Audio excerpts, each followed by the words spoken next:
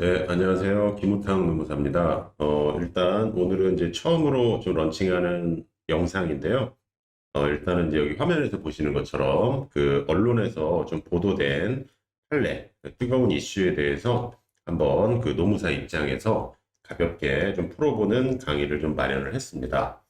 일단 첫 번째 시리즈로요. 이렇게 볼륨 1이라고 나와 있는데, 최근에 이제 5월 말에 뉴스에 많이 보도가 됐던 그 임금 피크제와 이제 정년 관련된 연령 차별에 대한 그 논의와 그 배경에 대해서 한번 설명을 드릴게요.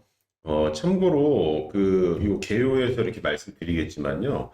지금 요 제가 이제 설명드리는 요 강의는요. 어떤 뭐 솔루션이라던가 제 개인적인 견해는 최대한 이제 제가 지양을 하고요.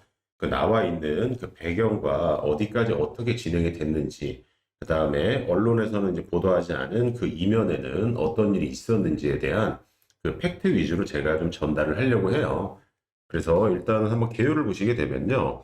자, 이제 대법원 판례였고요. 2017 다 해서 뒤에 요 숫자는 나중에 이제 사건 검색하실 때 그 참고하시면 되는 거고요. 이 주제는 뭐였냐면요. 그 임금 피크제라는 5글자가 있으면 이제 무조건 연령 차별에 해당하는가? 예, 이게 이제 가장 그 어떻게 보면 쟁점이고요. 앞으로 이제 언론 보도에서도 이 부분에 포커스를 두고 그 많이 나올 거라고 생각을 해요. 그리고 이제 관련 법은요. 예전에는 이제 고령자법이라고 불린 고령자 고용촉진에 관한 법률이었는데 그 앞에 이제 그 조금 더 글자가 들어가서요. 이게 차별금지법으로서 연령차별금지라는 게 이제 들어가서 법명이 좀 확장이 된 법이에요. 근데 보통은 이제 고령자법이라고 보통 부르고 있습니다. 그리고 그 법에서 뒤에서 보시겠지만 그 모집 채용 등 해가지고요. 그 연령차별로 인한 임금 등 차등을 금지시키고 있어요. 물론 합리적 사유가 있으면 가능한데 그거에 대한 그 네 가지 징표를 제가 이제 설명을 드릴 예정이에요. 그리고 이제 특이사항은 쭉 들으면 나오시겠지만 되게 기가 막힌 논리를 구성을 했습니다. 이제 근로기준법이 아니라 말씀드린 고령자법상 차별로서 임금 피크제를 접근한 되게 이제 혁신적이고 좀 파괴적인 판례고요. 그리고 이제 네 가지 지표를 이제 제시를 했다라는 어떤 그 평석의 의미가 좀 있어요. 그리고 5월 말에 이 지금 판결이 나온 후에 거의 일주일 정도 지나가지고요. 그 2022년 6월 3일 날 후속 조치로서 고용노동부에서 그 자료를 배포했는데 어떤 뭐 지침이라는 명칭은 쓰지 않았지만 그 참고 자료로 지침 성격의 자료를 현재 배포한 상황입니다. 자, 그 뒤에서 보시겠지만 판결 대표 문구를 보시게 되면요. 그 임금 피크제인데 이 해당 판결에 나와 있는 회사는 성과 연급제라는 명칭을 쓰고 있고요. 임금이 일시에 대폭 하락하는 불이익을 겪었다. 그러면 이거에 대한 불이익에 대해서 보상 조치가 있었는가 했는데 그걸 대상 조치라는 용어를 쓰고 있고요. 그 강구되지 않았다. 그래서 그 요거는 이제 그 불리한 어떤 변경이라고 본 거고요. 그리고 이 회사가 주장한 명예퇴직 제도는요, 이건 오히려 근로자의 조기 퇴직을 장려하는 것으로서 이거는 보전하는 어떤 대상 조치로 볼 수 없다라고 그랬어요. 자, 그러면 이거는 어떻게 보면 이제 운 띄우기에 불과하고요. 그 여기서 이 그림으로 임금 피크제가 뭐 때문에 그 문제가 되고 논란이 되는지를 한번 그림으로 한번 설명을 드려보겠습니다. 여기 나와 있는 그림은요, 뭐 조금 민망한 얘기지만 제가 그 한참 이제 그 수험 강의를 할 때요, 그러니까 이제 신림동 고시촌에서 이제 뭐 마지막에 이제 한림법학원에서 은퇴를 했지만 그 당시에 제가 노동경제학이랑 강의를 했었는데 그 수험서, 그 노동경제학 이제 10번째 판까지 하고 제가 이제 강의를 그만뒀는데 거기에 실려 있는 그림이에요. 근데 이거는 사실은 어느 정도는 내용은 어렵지 않습니다. 근데 이 그림을 이해하시면은 이 불이익한 변경이 뭔지에 대한 접근이 그렇게 어렵지 않기 때문에 일단 정년 연장형 그리고 정년 보장형 지금 이 판결에서는 정년 유지형이라고 그랬어요. 예전에 정년 보장형이라고 그랬는데 그거에 대해서 먼저 설명을 드릴게요. 자, 여기 이제 그림을 보시면 요 R자라고 나와 있는 게 있죠. R. 요게 이제 지금 그 여기 R이 있고 RN이 있는데 요거 N은 뉴의 의미고요. 그리고 R은 그 제가 여기 쓰지는 않을게요. 그 리타이어먼트라는 뜻에서 그 정년이라는 뜻이에요. 그러면 이 그래프의 논리는 뭐냐면요. 그냥 편하게 한번 들어보십시오. 자, 처음에 입사를 하게 되면요. 입사를 하게 되면 여기 이렇게 제가 찍어드리고 있는 이렇게 노동 생산성이 완만하게 올라간다라는 거예요. 그래서 여기 있는 이제 VMP라는 이상한 용어가 있는데, 자, 다음 슬라이드로 잠깐 넘겨볼게요. 자, 여기 보시게 되면 VMP의 뜻은 제가 이제 영어를 잘 못 읽어가지고요. 요거 이제 약자고요. 그래서 노동 생산성이에요. 그리고 웨이지라고 하는 거는 아시잖아요. 그래서 임금 곡선인데, 여기 보시게 되면은 젊었을 때는요, 여기가 크로스되고 있는데, 젊었을 때는 생산성보다 낮은 임금을 회사가 지급을 한대요. 왜냐면 조금 덜 줬다가 나중에 돈을 많이 주면서 좀 오래 장기 근속을 유도하기 위해서 이러한 임금 정책을 쓰는데, 요거를 이제 경제학에서 이제 멋있는 말로 보수를 이연시켰다 해가지고요. 그 이연 보수라고 부르고 있어요.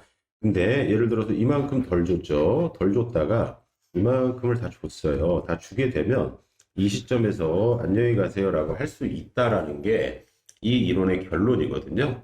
자, 이거 뭐 어렵지 않잖아요. 그죠? 자, 다시 보시게 되면은 이만큼을 지금 젊었을 때 제가 이제 한번 다시 보면 이만큼을 덜 준 거예요. 덜 준 거를 나중에 이렇게 보수를 이연시켜 가지고 나중에 다 줘서 경제적인 계산이 끝났다. 물론 이게 디테일하게 들어가면 뭐 현재 가치도 해고 뭐 여러 가지 방법이 있는데 그냥 직관적으로 보시게 되면 여기 나와 있잖아요. 면적이 똑같다라고 하게 되면 안녕하고 이제 헤어질 수가 있는 거예요.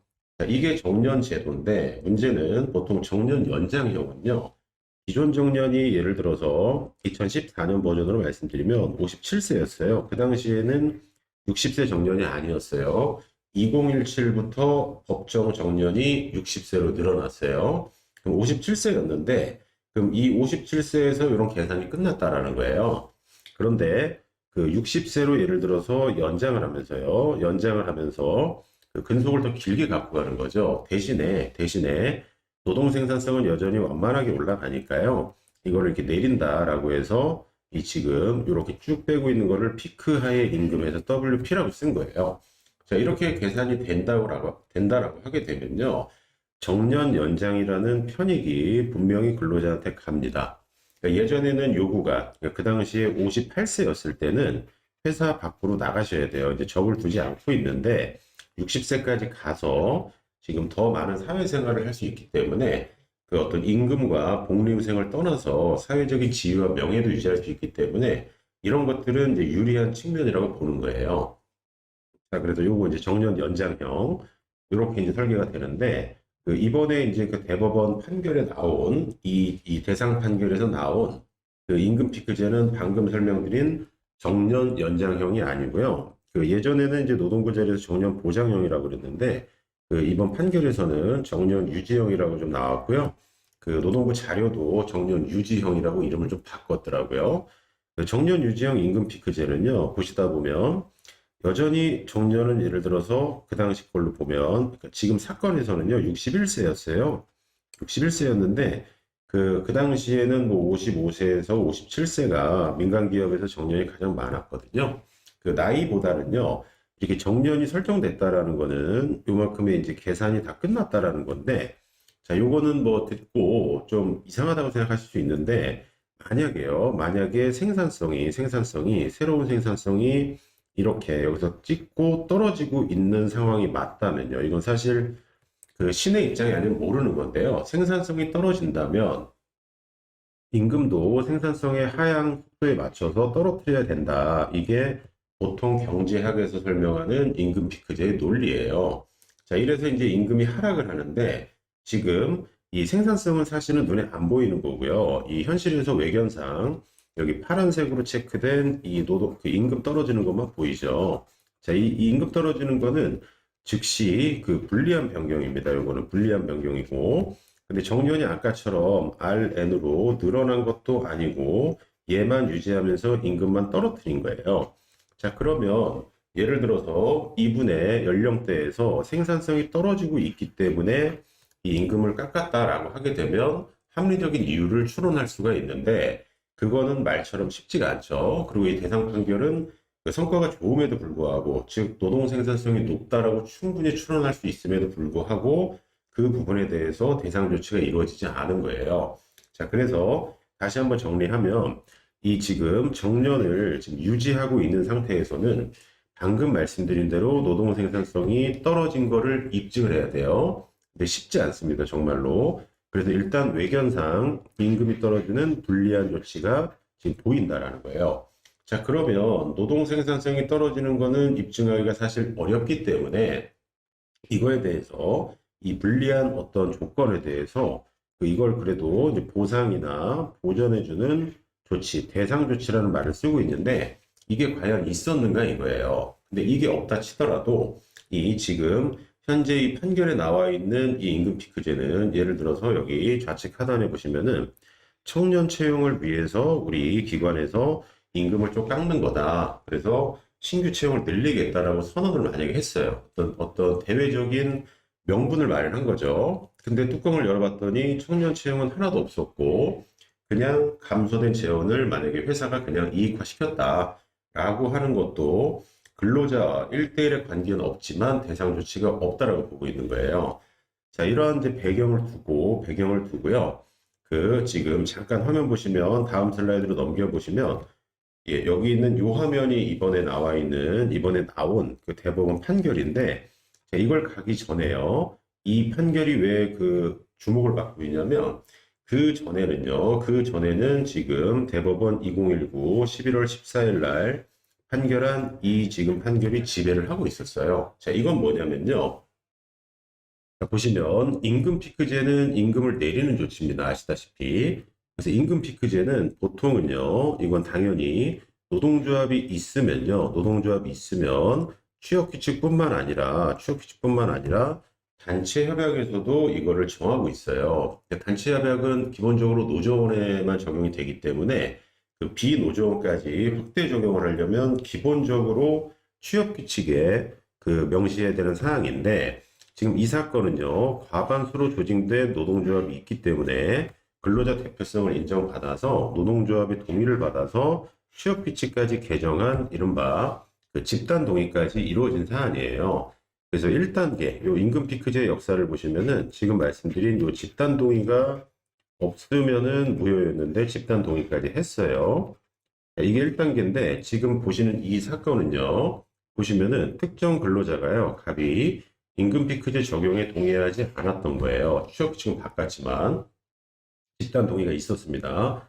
자, 그런데 뭐를 안 바꾼 거냐면 연봉계약이라고 하는 사실상 근로계약에서는 전혀 바꾸지 않은 거예요. 자, 그러면 그 유명한 노동법에서 그 치고 있는 유리한 근로조건 우선의 원칙 해서 신법이나 그 상위법이나 특별법이 먼저 적용되는 법원의 어떤 우선순위에서 이 노동법에서는요, 사람을 다루는 영역이기 때문에 근로자한테 유리한 게 있으면 그 법 규범성이 근로계약이라 할지라도 그 유리한 조건을 먼저 적용하게끔 돼 있어요. 그래서 유리한 근로조건을 우선해서 적용한다. 그래서 근로계약은 유효하게 존속한다. 라고 한 나름 유명한 판결입니다. 자, 그럼 2단계는 뭐냐면요. 집단동의 이후에 근로계약이라고 하는 그 개별 동의까지 있어야 이게 불리한 거를 완벽하게 조건화시키면서 적법한 임금 피크제라고 그랬어요. 자, 그런데 제가 앞으로 잠깐 다시 가겠습니다. 자, 앞에서 뭐라 그랬냐면 근로기준법이 아니라 지금까지 설명드린 건 근로기준법 방식에 따른 도입이었고요. 이번엔 이제 연령차별로 넘어가는 거예요. 자, 요거를 다 눈으로 찍고 맨 마지막 슬라이드로 한번 가볼게요. 자, 판결문에서 일부만 인용을 했습니다. 자, 보시게 되면 이 사건 성과 연급제는요, 인건비 부담을 완화하고 실적 달성률을 높이기 위한 목적으로 도입된 것으로 보인다. 해서 보시면은 아직 대상이 아닌 50대 초중반인 분들 있죠. 51에서 55세 미만 정규직 직원들의 수주 목표 대비 실적 달성률이 지금 대상자인 55세 이상 정규직 직원들에 비해서 떨어진다라고 되어 있고요. 위와 같은 목적을 55세 이상의 직원들의 대상으로만 해서 삭감 조치를 했어요. 그러니까 사실상 임금 피크제죠. 임금 피크제를 했거든요.